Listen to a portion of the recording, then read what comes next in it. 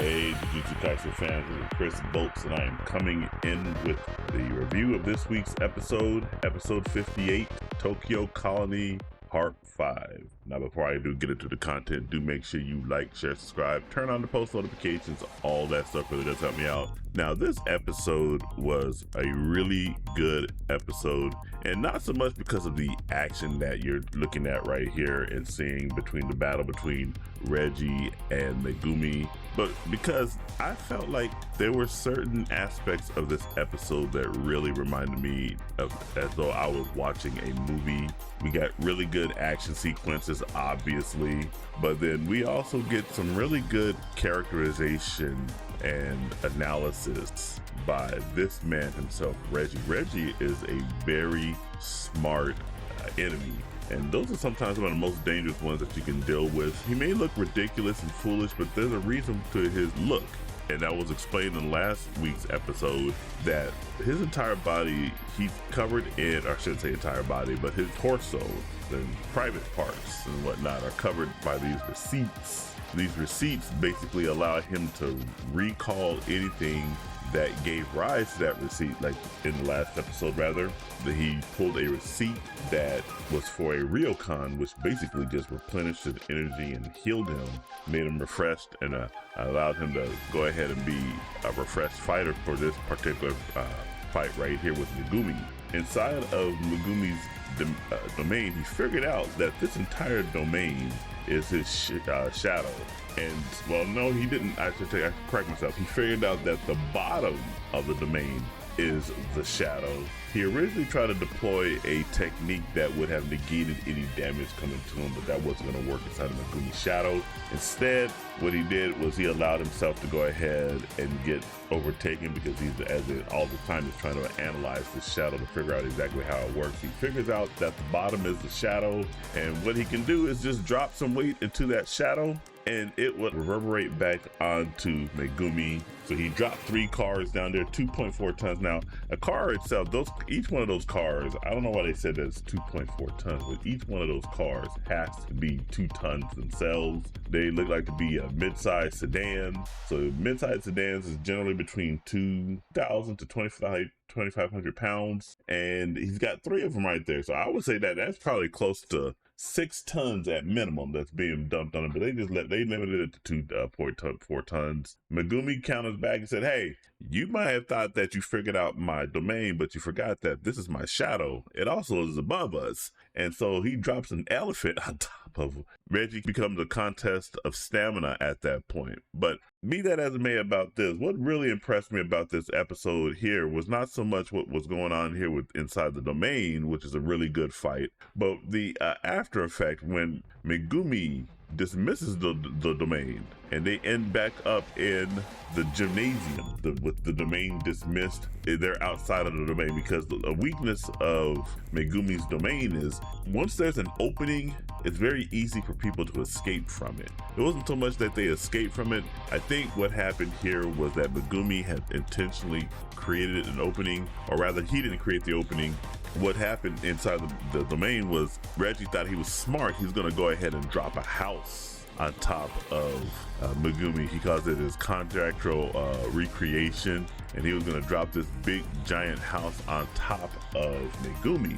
What Megumi did was he just allowed it to happen, but at the very last moment he fell through his own domain, broke through it, and so now they're in this pool area, and this gave rise to one of the beautiful yet violent scenes. Both of these men are exhausted, they're tired, they've used up all their cursed energy, but Reggie correctly figures out that Megumi can only summon his demon dog, but he doesn't think he's going to summon the demon dog during this fight. And so you have these 2 combatants just approaching each other in a very movie-like quality. It's kind of like watching a Quentin Tarantino movie where you're just seeing 2 men. They got their old Mexican standoff, they walking up to each other, and they're getting ready to engage in this nice, intense hand-to-hand combat. I love hand-to-hand combat. Just look at the quality of this animation of these guys going at each other, and then out of nowhere, there's the demon dog Megumi was able to summon. And that gives rise to one of the most beautiful lines. You see the bloodied Reggie when he says, "Sorcerers are all liars, huh?" And you know what? To an extent, most fighters are liars. And I'm not using liars in the sense that they're telling lies and everything like that. I'm using it more in the sense that everyone has a reservation of what they're really going to be putting out, especially if you're going to be in a fight and all that.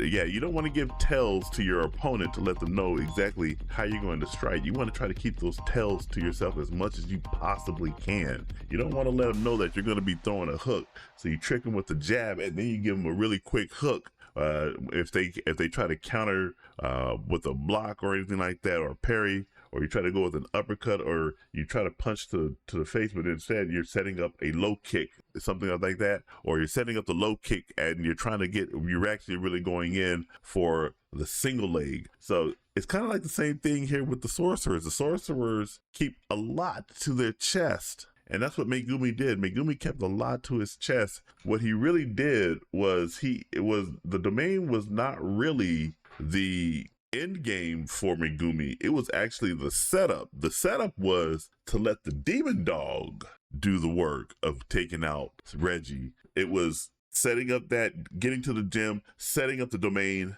getting into this hand-to-hand combat, and then using that demon dog to take out Reggie. So Megumi was several steps ahead of Reggie, and the reward that Reggie gives him all of his points. You see the outcome of that one. Megumi wins that fight. Over here, this guy right here, Fumihiko Takaba, this guy is OP. His technique, comedian, has already been confirmed by the narrator, Tengen, that it is so OP that it can rival Satoru Gojo. And what his technique does is it basically, if he thinks something is funny, it becomes reality. So if he thinks your mere existence is funny, you're not going to be able to do anything to him. And the thing about all of this, he doesn't even know how his technique works. You see right here, Tengen is explaining this, and let me just say something about Tengen and all this. There was so much narration by Tengen in this episode right here. She was narrating pretty much the entirety of the fight between Reggie and Megumi, explaining how the technique works, explaining how Reggie's technique works, explaining how Megumi's technique works. Then she's coming over here and explaining Takaba's technique. And I'm just like, I would say that this episode was 60% narration by Tengen-sama, and that's who you're listening to when you're doing this narration and everything. So she's kind of like a third eye, if you will, as this entire Colin game is going off here. To go back right here with this fight between Megumi and Reggie, right before Megumi walks off, he asked Reggie, what is your relationship with Tengen? Reggie's like, yeah, it is what it is. Not really a relationship there or anything like that. But he did bring up, if you guys remember way back a few episodes, I think right in Tokyo Colony #1, I think that was, or maybe it was #2. Tokyo Colony #2, which was episode 54, I believe. If you go back and look at that episode, he's setting up and saying, hey, explaining to Megumi about the Colin game may not be what it is. And that brings up something inside of Megumi's head, thinking maybe Tengen and Kenjaku are conspiring together for this entire Colin game. And he's still trying to figure out exactly what it is, what they're talking about. So yeah, this entire episode was pretty much a Tengen narration fest. She's dropping the information here. Now that the Tokyo Colony is going about, we're going to be transferring over to the Sendai Colony over here. And we got some major players that have been talking about over here. A lot of people being introduced. This old man right here, his name is Drew Lakdwala. He's currently in the lead with 91 points. And then we got this guy right here, Ryu Ishiori. This guy is in second place with 77 points. Then we go right here to this lady right here. Her name is Takako Udo. She is in second place, or third place rather, with 70 points. And then we got this Roach right here. This Roach Kurorushi. He's in fourth place with 54 points, and there's been a four-way battle between these guys because they're all just so strong and so capable. They've been at a standstill with each other until we see our boy right here, Yuta Okotsu, coming in, taking out the top guy, Drew Dwala, as if it was nothing, and he's only at 35 points, so now he's in fourth place. But we know that his powers also rivals that of Satoru Goju. So this was actually a pretty good episode overall. Too much narration by Tengen going on. I think that's kind of like a cheat code that Mappa is trying to use to advance the narrative in this, because there's a lot. The problem with Jujutsu Kaisen is it's very lore heavy, and its power scaling system is just wild, and so it's very hard to keep track of a lot of that information. So I guess they use Tengen to go in there and be a narrator to try to help push this story along, give an explanation of the techniques that pretty much most of us don't even know half about it, or even a quarter about any of these techniques or anything. We just are watching this anime because we're so enamored with it. But it is still a cheat method in my view. The art style, it gets kind of choppy here and there, but the action overall makes up for that. I really like the characters in this anime and how they are interacting with one another, whether it's in a antagonistic or